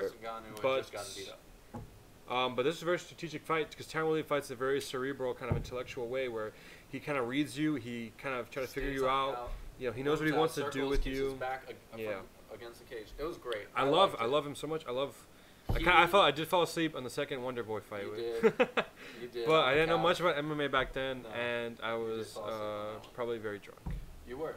Yes. So I'll give you a pass. As is the case. Both times. Then he comes back, gets shoulder surgery, comes back, and fights the up-and-comer Darren Till. Darren Till's on a tear, and he's Muay Thai, another striker who's just wrecking everyone. And is probably too big for the division. Beat Stephen Wonderboy too. Beat him in London. That was a very whatever decision. He kind of just Wonderboy won, but the crowd was louder for him. So. I mean, it was Liverpool crowd. What do you do? Comes Darren Till. Second round, first round. Was it first round choke? It's the first round. I think it was the first round. Yeah, because Darren Till tries to come in at him and he just he counters it like it's like, oh, excuse me, you trying to hit me? The name is T Wood. It's a second. It's that step back right hand. Yeah. Darren Till was not throwing the first round. Tyron Woodley was throwing at him. Darren Till was really tentative. Comes in the second round. Yeah. And on his first full throw whatever, throws his left hand across. Yeah. And Tyron Woodley steps back, comes right across. Boom. Yeah, I mean. Straight to the floor. Pounds on top of him, throwing big elbows from side control. Bloodies him up. We're standing up here and cheering.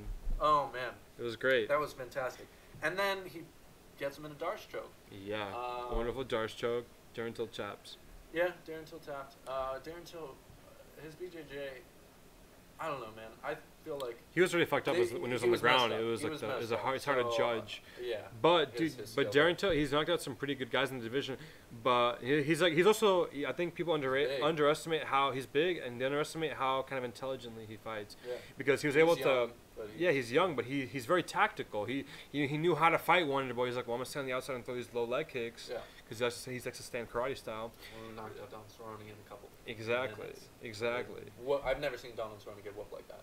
Oh, to be fair, he's probably 30 pounds heavier than Donald Cerrone. No, I agree with that, but I've never seen Donald Cerrone get knocked out by but he fights. Darren Till's a pretty intelligent fighter. But what happened? He got a little overzealous. He tried to rush at Tyron Woodley. Tried to, like you said, he tried to give him. It looked almost like a left hook. He came in with that left hand and invited Tyron Woodley to just plant one on him. And dude, he got took down. Darce choke, gets his black belt. Tyron Woodley, big hero, fantastic night. And gonna whoop on Marty. I hope so. Stylistic matchup. Tyron Woodley, and it's funny because better wrestler. We better talked about how BJJ. Tyron Woodley and Ben Askren, they train with each other. They train with each other for this night.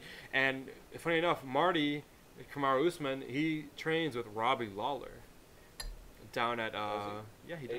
At ATT. They train together, and apparently, but that's what they were talking about. So Ben Askren and Tyron Woodley were talking about that they're both better versions of those guys. Yeah. Tyron Woodley's a better striker than Robbie Lawler. Ben Askren's a better wrestler than Kamaru Usman. So I think they're just more than ready to fuck up each other's respective opponents, and I think Tyron Woodley is gonna take it by second or third round knockout. First. Maybe hopefully first. I'm calling it first. I mean, hopefully second or third because I want to see some meat on our the main bones. event of the evening, which sucks. We gotta kind of fly through it. We got like 10 minutes. Sure. Not gonna take too much to fly through this one. It's really not. This is one of. I saw a poll today. This would, if Anthony Smith wins this, biggest upset in history. I want to bet on it. I think. Just because I want to be a millionaire. Oh yeah, I'm gonna put money on Anthony Lionheart. You put $1. You put $1 on Anthony Lionheart. I think you get like $10 back, man. Dude, that sounds insane. good. Insane. It's like that Chris Cyborg versus Yana Kunitskaya fight. Yeah. Crazy. So we got John Jones, long reach. Maybe the best fighter of all time. 82-inch reach. Yeah. I believe he's 6'4". 6'4", 82-inch reach. He's like got a longer reach than heavyweights. Now, people always try to say, like, oh, well, it's his reach advantage, blah, blah, blah. No, he is one of the greatest mixed martial artists. He's just fantastic. Everywhere you go. Stand-up is fantastic. Yes. Amazing Greco-Roman wrestling. Just fantastic. He was a Greco-Roman wrestler back in college. That's why he's so good. BJJ is another great. Level 2. Got a standing choke on Hulu. Lyoto Machida. Brutal. One of the most brutal chokes of all time. He wins the championship at 23 years old. And is not a very decent person at that point in his life. Has a wild kind of personality. Party career, really messes up. He's been through a ton of stuff. I have been telling you since the DC fight, I think he's redeemed, man. He got through. Before the DC fight, you're like, yeah, he's gotten better. He's really learned. Man, so watch his Instagram. So. I see his Instagram. You got so inspired. He loves God. I see his Instagram. He's rolling out this better crew. He's all cleaned up. He's cleaned out his people. He parties still, but he's taking it then easy. he gets popped for PEDs, performance enhancing drugs. John Jones is a hoe. I agree. Oh. He probably is a kind of a hoe. I wonder who would say that. But no, he's probably the best ever to fight. I think he's the best fighter of all time because it's not just that he's beat everybody, but he's just so dominant, beating everybody. So it's crazy watching him beat people. So here's the thing: they've beaten some of the same people in the last fight. So Anthony Lionheart Smith is very easy to run through this. When? It's exactly that's my a big point. factor. Exactly my point. Anthony Lionheart Smith comes in, has 40 fights, mixed martial arts fights. Very weathered fighter, very experienced fighter. Yeah, he is on. He knocked out Rashad Evans. Yes. Heavily. After Rashad Evans had come back 2 years or something. To be fair, though, that was pretty late into Rashad Evans' career. Super late. Immediately turns it around a couple weeks later, fights Shogun. Yeah. Mr. Bulge, also, man. Mr. Bulge. Also, a little He's late got in his huge career. Bulge. He does. He puts on a massive cup. I don't know if he really needs it or like if that's just something. I'm sure it's just a confidence thing. It's distracting. Yeah. He whoops on Shogun. Destroys him. Destroys Shogun. But who wrote the book on whooping Shogun? When Shogun was still a champion. John Jones made it fucking look easy. He made Shogun look like he was supposed to be on the undercard. John Jones's resume is one of the most impressive because to me, it's the most impressive. To me, it's the most impressive. Anderson Silva. It's not just who he's beat, but how he beat them. It's the same way he just with tore Silva, though. That's through my everybody. opinion, Yeah, but there's a big difference between beating like Rich Franklin and then beating. But Rich Franklin was on a tear. He was on a tear and beating like Shogun, who beating Rashad Evans, Rampage Jackson. The dudes who he beat were like almost, if not at their peak, just right after their peak when he fought them. Lyoto Machida, he was actually doing really good in that fight against John Jones, landing on him before John Jones mixed it up and then just choked him standing. So John Jones and DC. How can I forget? He beat DC twice. DC probably. One's a no DC is contest. the best, probably one of the best, in the top 5 best fighters of all time. I want him to do 3-man. DC for the win. I just want to see it. I just want to watch it. Yeah, you No, think John Jones is gonna win? Probably. Hater. Because he's just so good. But DC, man, DC. I love DC. I've always thought DC is amazing. Rooting for him again, man. He's the But greatest. He's the greatest. It's hard to root against John Jones because he's just so good. So good. So we have John Jones. So Anthony Lionheart Smith then fights Volkan Ozdemir, who Correct. had just lost to DC. Yes. Strangely enough. And it's not as handily as everybody. No. In the way that DC beat Ozdemir, Yeah. he whoops Ozdemir. Exactly. Puts him in a crucifix. That's he's done for. Because I'm on the ground, like goodbye. Goodbye. Lionheart and him kind of go to war for a couple rounds until. War's kind of a generous term, even. Yeah, he was Because losing. first round, Volkan had him on the ropes. He was fucking him up. He had him in trouble for most of the round, I would say. Now we had to go back and rewatch this. Yes. Because we don't remember watching this. It was kind of it was a fun night when we watched it. I went back and watched it. We did. I Sober. had to go back this week. Yeah. Because I didn't sober. remember it. I remembered him getting the choke out, and I was rooting for. I was Lionheart. also cheering. So we were I like, wasn't. yeah! I was like, what's But I don't happening? This remember is what great. happened in the fight. Yeah. So that was his last fight, and now he's fighting John Jones. Correct. He's Kind of a blessed big to leap be in here. competition. Huge leap, especially after John Jones comes back after his kind of suspension. Yeah. And fights one of my favorite fighters, One of Alexander mine. Gustafsson. One of the Ever, it's ever. a beast. Literally the only people better than him in the light heavyweight division, DC and John Jones. And Rumble That's Johnson, who is no longer with us, fighting, still alive. I'd watch it again.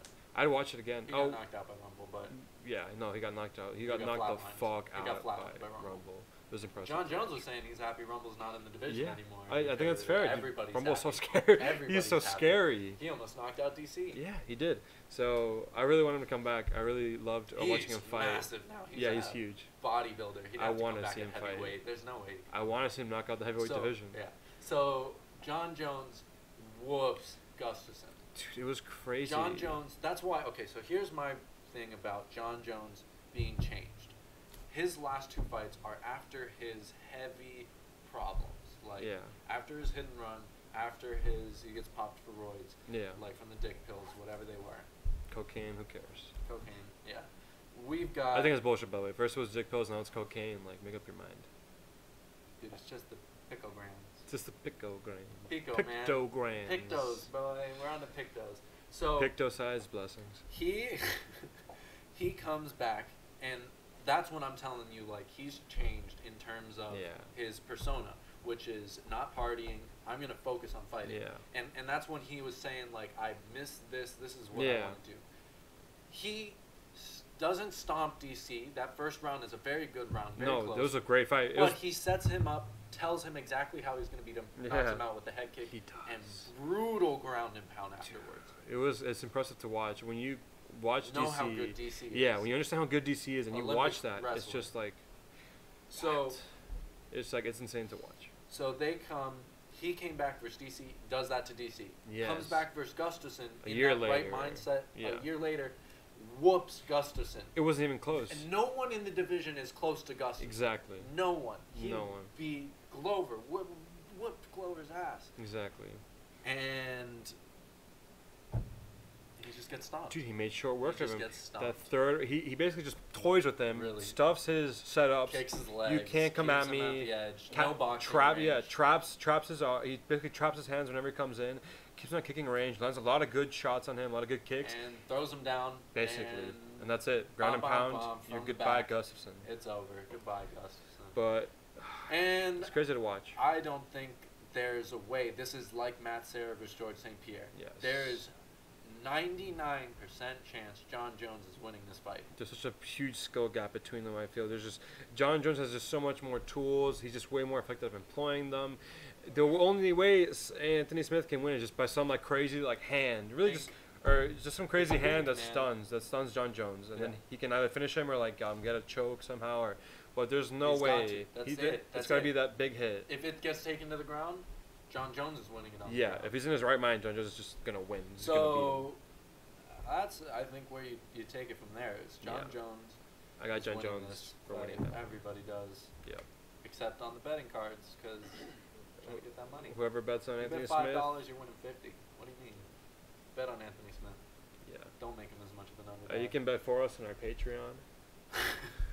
which is not set up yet. We We've not set up anything. But we will set up and we'll take your money. We didn't even get this set up correctly. Yes. But I'm glad we did it, and I'm glad we got it for this fun. card. We're going to have a great night. Fantastic fights. Fantastic friends. And that's it. Awesome. John Jones still champ. Tyron Woodley and still. Thank you everybody for tuning in. Thanks, Super guys. long, but we did it. We love you. See ya.